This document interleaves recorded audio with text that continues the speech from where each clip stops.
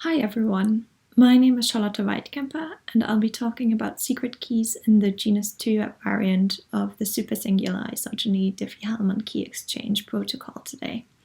This is joint work with Sabrina Kunzweiler and Jan Butti. Just in general, one of the main reasons why we are interested in higher dimensional generalizations of isogeny-based schemes is that we hope to find similar security and efficiency trade-offs in this new setting to what can be observed with elliptic curve cryptography and the move to HECC. For example, when comparing SIDH and Genus-2 SIDH at the same security level, we can find that the Genus-2 variant only requires fields of a third of the size. In this presentation, we will look at two of our main results, which are analyzing the key space in Genus-2 SIDH in order to improve the key generation algorithm, which we do by introducing the use of a special torsion basis, which allows us then to enumerate the possible secret subgroups. The second result is an adaptive attack, which recovers a static secret key. But first, let's look at some of the preliminaries, starting with the original supersingular isogeny Diffie-Hellman key exchange protocol. This was introduced by Zhao and De Feo in 2011, and as public parameters, we choose a prime of the form 2 to the n times 3 to the m times some cofactor f minus 1.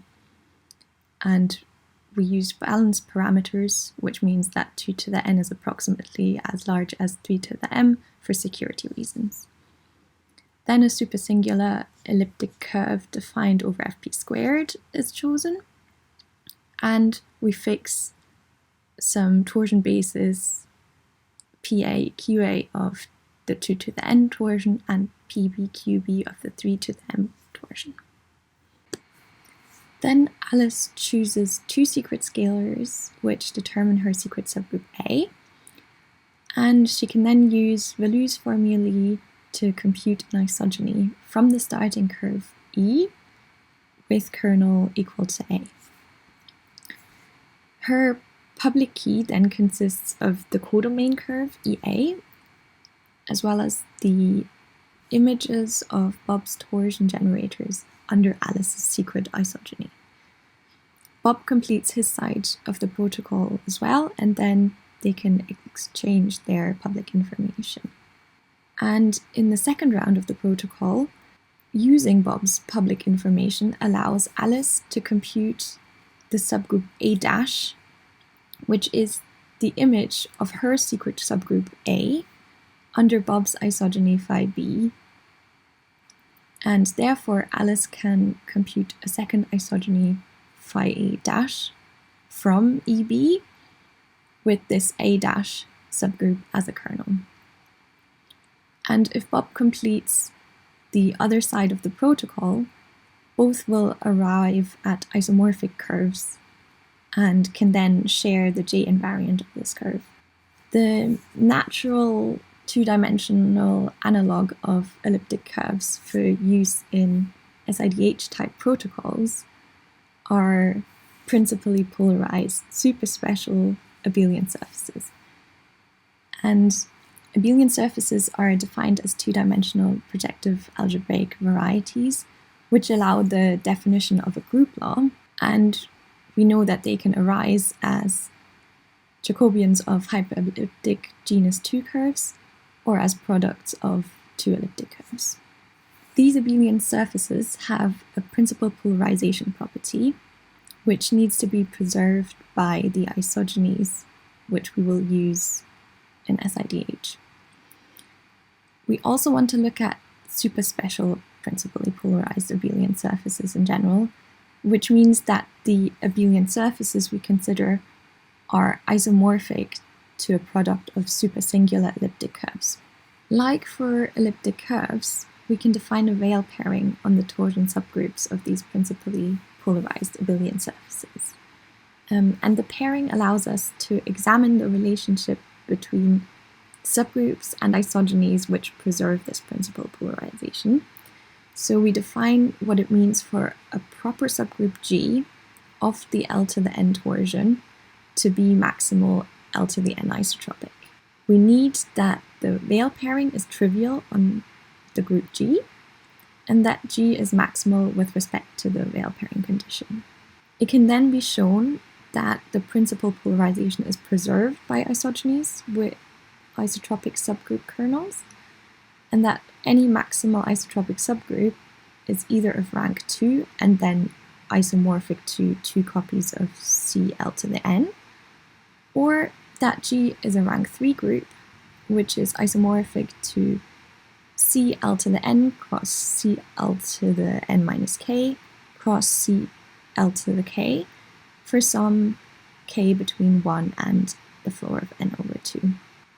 Something that is noteworthy here is that the kernels of the isogenies we consider are never cyclic, so we either have rank 2 or rank 3 groups, and this is different from the situation in SIDH. And we can now move on to looking at the Genus-2 variant of SIDH. This was proposed in 2019 by Flynn and T, and the setup is quite similar to the elliptic curve case. First, you choose a prime of the same form, and then you select some principally polarized superspecial abelian surface J, where in general the L to the n torsion of J is isomorphic to 4 copies of Cl to the n. So we can fix rank 4 bases for the 2 to the n and 3 to the m torsions respectively. By the choice of parameter, we again make sure that the torsions are defined over fp squared and we don't have to work over larger extension fields. This time, Alice chooses not 2 but 12 scalars, which define her secret maximal 2 to the n isotropic subgroup A, where, for example, the first generator is of the form alpha 1 p1 plus alpha 2 p2 plus alpha 3 p3 plus alpha 4 p4. And this subgroup yields an isogeny phi A with kernel A, which can be computed as a sequence of 2 isogenies instead of as a sequence of 2 isogenies in the elliptic curve case. Now, again, Alice computes her public information consisting of the codomain variety and the evaluation of her secret isogeny on Bob's torsion points.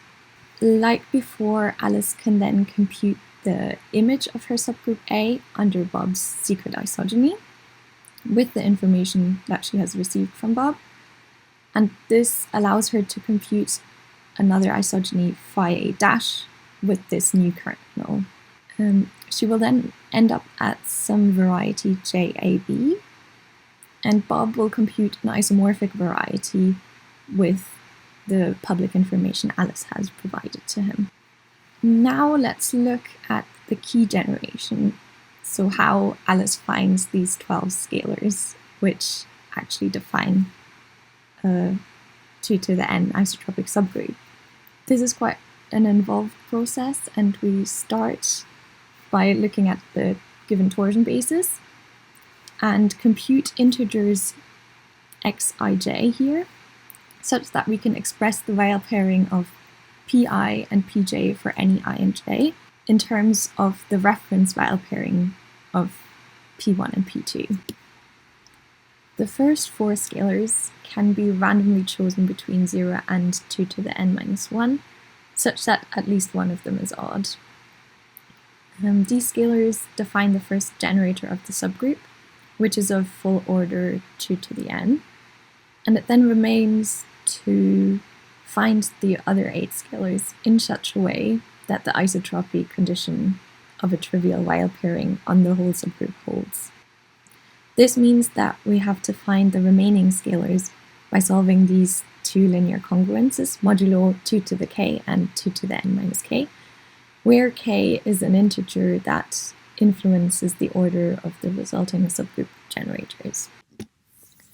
So once we have found some solution to the congruences, we seem to have determined a secret key for Alice, which consists of 12 secret scalars. As we can see, generating secret keys in this way is really not that simple. And additionally, it is possible that the resulting subgroup is not maximal isotropic. To make sure it is, one would need to include some order checks and possibly eliminate any linear dependencies. Also, since we do not know about possible equivalences of keys generated in this way, it is also unclear if there is a way to sample uniformly from the key space at all using this method.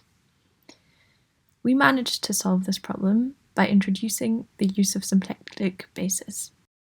And symplectic bases are bases of the 2 to the n torsion if the 2 to the n male pairing of P1 and Q1, as well as that of P2 and Q2, is equal to some primitive 2 to the nth root of unity.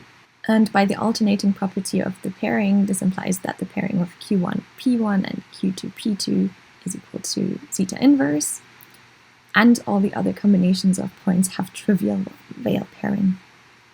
What is nice when using such a basis for Alice's torsion is that if we look at the image of the basis under some isogeny from J to J dash, then the 4 points again form a symplectic basis of the 2 to the n torsion of J dash, given that the degree of the isogeny is co-prime to 2 to the n. And in particular, this means for the Genus-2 SIDH protocol later on, that if both parties use symplectic bases, the image points they receive from the other party's public information are again a symplectic basis for the relevant torsion, and this makes everything a little bit easier, because to compute whether certain scalars define an isotropic subgroup is less involved when certain Weyl pairing conditions are already trivial. In the following, we use the fact that we have a symplectic basis for normalizing generators of maximal isotropic subgroups, and they also form the framework for our adaptive attack. So suppose we have an element of the key space that is a maximal 2 to the n isotropic subgroup G with 3 generators Gi with respect to some symplectic basis Pi.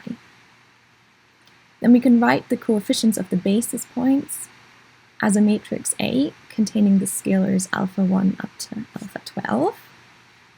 And to normalize or to classify these subgroups, the idea is that we use a strategy like Gaussian elimination to normalize the generators.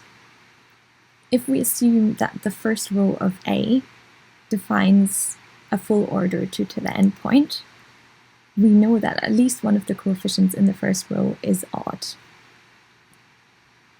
So we can permute the columns of the matrix if necessary to have an odd scalar in the top left position. And permuting the columns does not change the subgroup G at all, but the sign of the permutation might later impact the signs of certain normalized scalars. We can then use elementary row operations to find that we can always eliminate certain positions and obtain a matrix, which is of the form displayed on the left, where the asterisks are placeholders.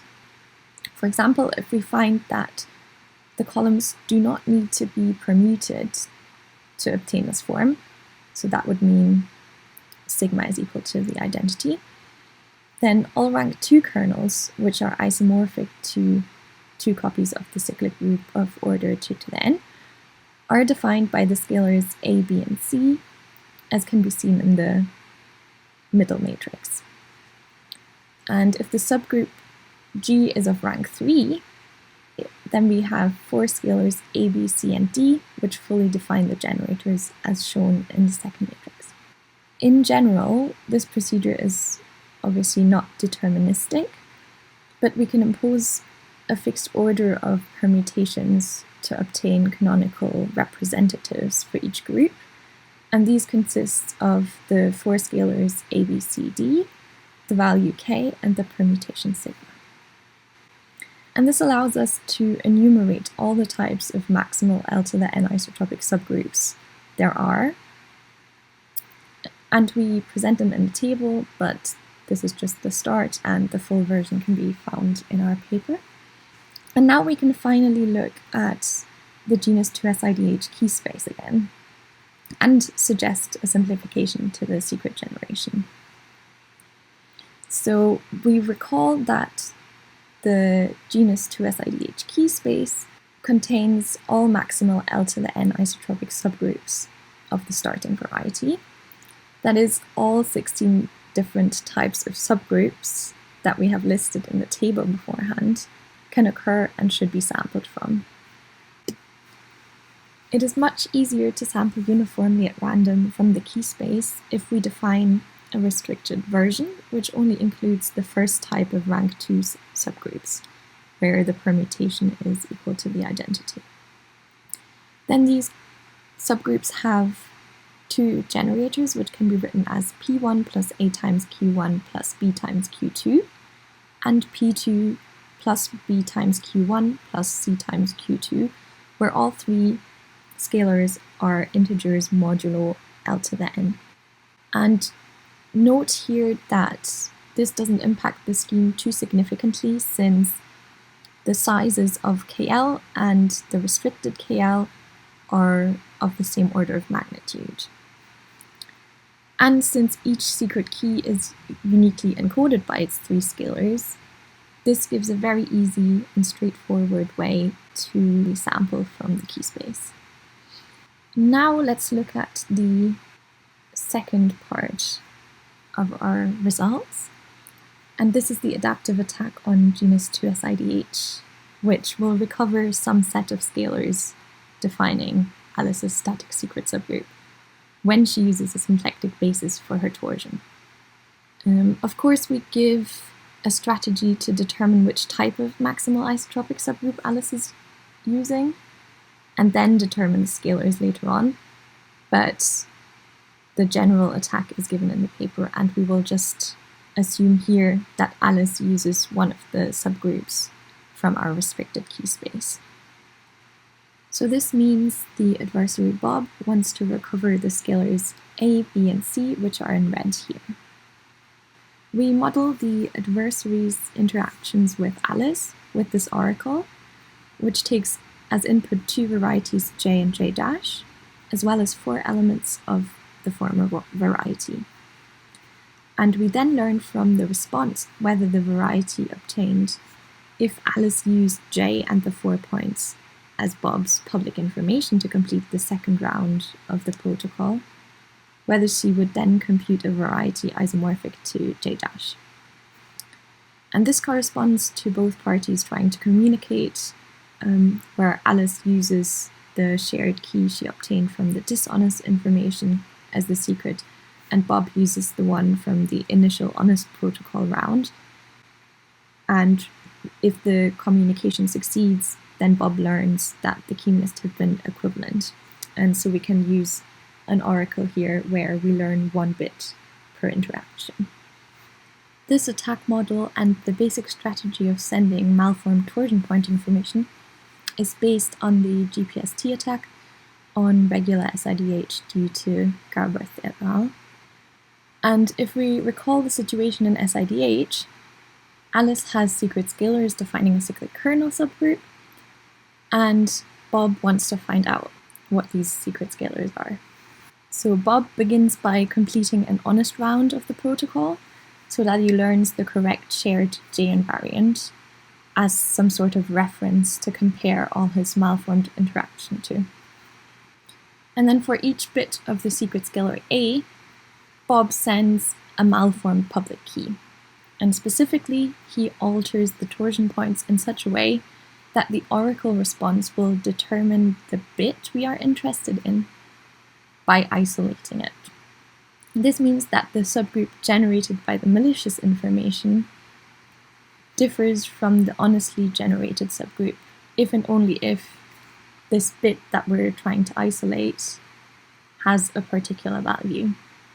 Additionally, to avoid detection through some simple countermeasures, we also want to ensure that the malformed points R' and S' are of the correct order, and that their Weyl pairing matches that of the honest points R and S. And this means that Alice has no possible way, or at least no known way currently, of detecting whether Bob has interfered with his honest public information or not.